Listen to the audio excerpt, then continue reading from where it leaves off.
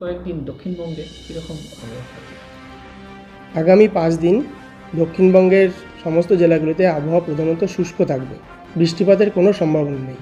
কলকাতায় সর্বোচ্চ সর্বনিম্ন তাপমাত্রা ২৩ ডিগ্রি ও ১৩ ডিগ্রি সেলসিয়াসের কাছাকাছি থাকবে। উত্তরবঙ্গের ক্ষেত্রে কীরকম? উত্তরবঙ্গের দার্জিলিং জেলা বাদে বাকি সব জেলাগুলিতে আবহাওয়া প্রধানত শুষ্ক থাকবে। উত্তরবঙ্গের দার্জিলিং জেলাতে প্রথম ২ দিন বৃষ্টিপাতের সঙ্গে স্নো হতে পারে এবং বাকি ৩ দিন শুধুমাত্র বৃষ্টিপাতের সম্ভাবনা আছে। একটি পশ্চিমী ঝঞ্ঝাট ছিল, তার পরিস্থিতি কি? এখন ছিল নেই। তা কীরকম থাকবে কুয়াশার ক্ষেত্রে?